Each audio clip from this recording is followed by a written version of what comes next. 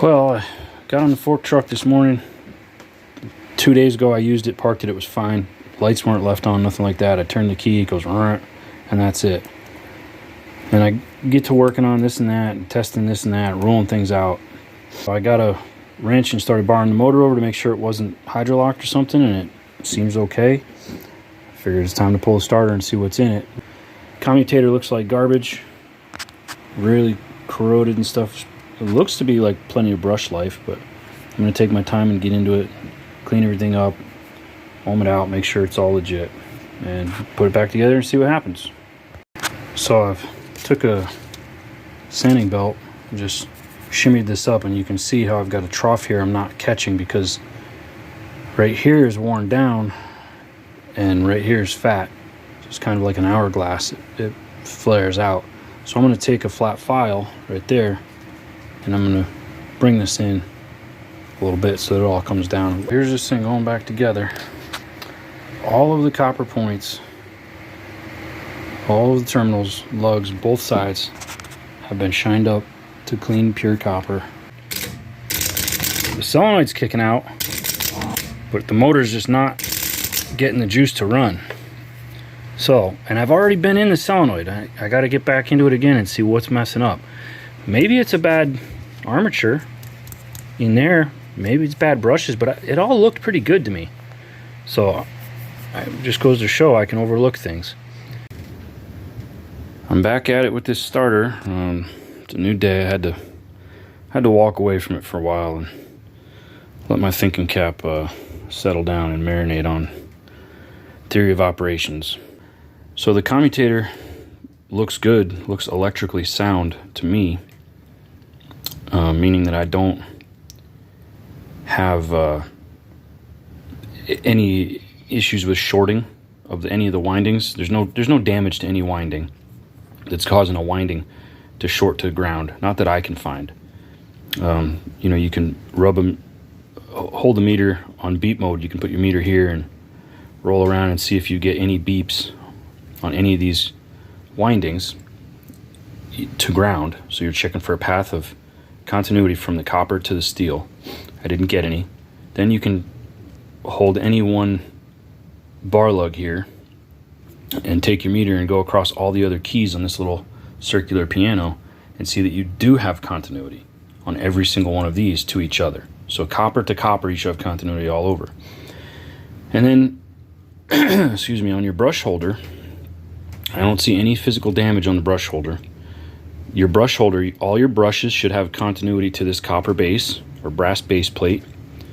And your brass base plate should have continuity to your chassis, which I do. I have all that. I did take the time to shine this up, just sand that up, because this edge seating to the back of the housing is what makes the continuity, and it had some corrosion pitting. So I sanded it up and I put some copper paste on it. You don't see this stuff around anymore. It's probably older than I am. Copper shield.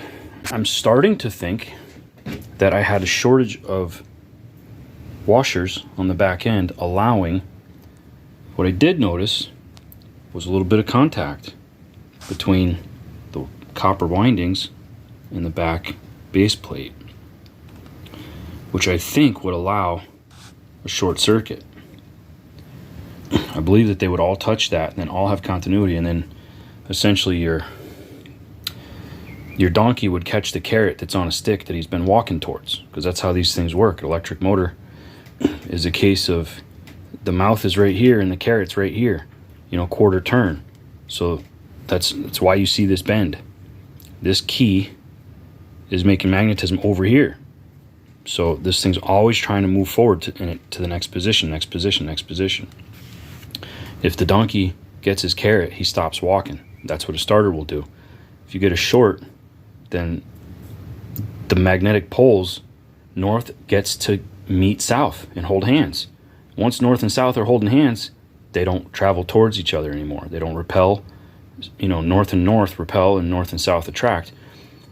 Once they actually get to hold hands with their partner, they stop running. They stay still and have a nice little relationship. So that seems to be what's going on here. Hopefully. Fingers crossed. So this mounting face right here and this face right here. I've cleaned them up with a file and sanded them, and then put some copper paste on them.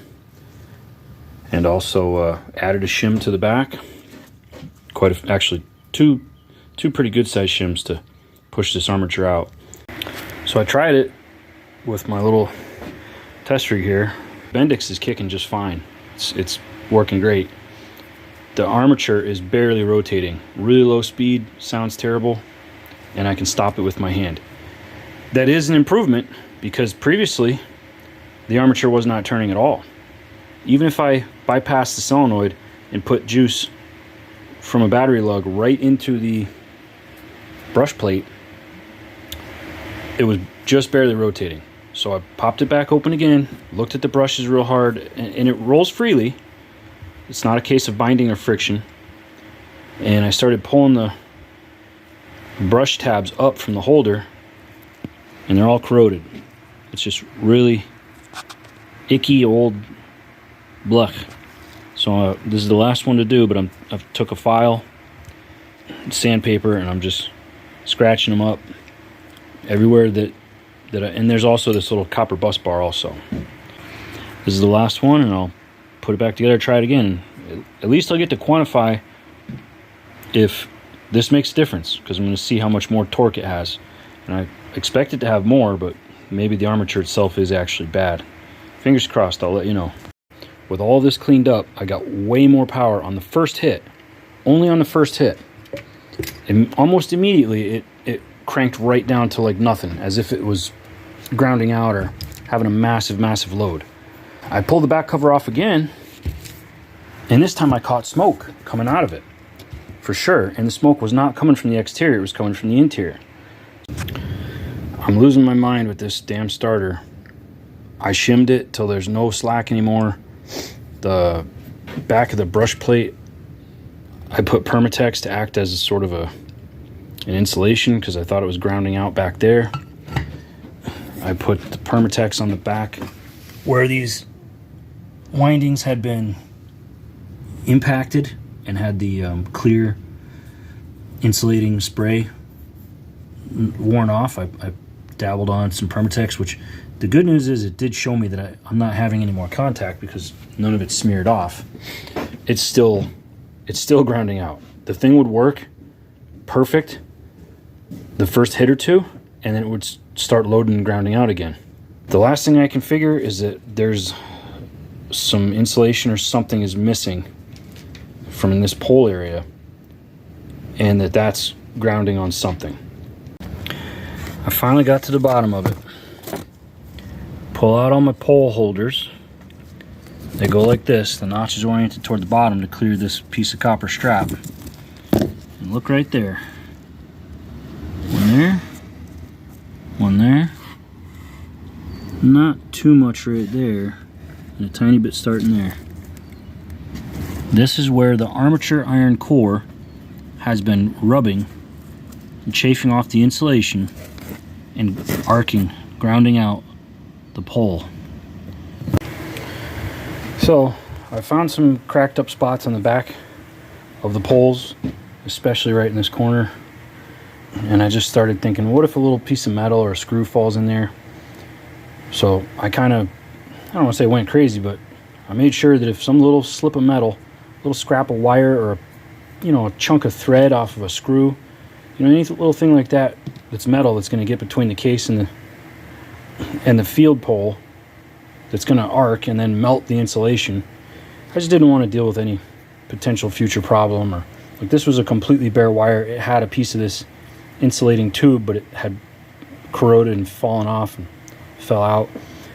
After putting everything mocked up together without the brush plate on the back, I've been able to find what spot has been rubbing, and it's right in here. So I added some more of that 2 coats of that liquid electrical tape, and it seems stupid at first, but it actually hardens. It hardens up it feels as tough as enamel paint to me. It hardens up as tough as enamel paint. So I mean, I can't scratch it with a fingernail, and that's one day. I'm hopeful that there's 3 or 4 good coats on on the copper terminals that were rubbed, and there's 2 coats on here, so I'm hoping that that's enough. Well, I think this illustrates that this is bare copper that's got a clear coating on it. These 4 terminal spots, one there, another one right there, and there's just no room at all. Wish this would stay focused. There's no room at all for clearance once you have the coatings worn off. I'm really hopeful that this liquid electrical tape is robust enough to prevent this grounding out issue that I'm having, because I don't know that new bushings would stop it.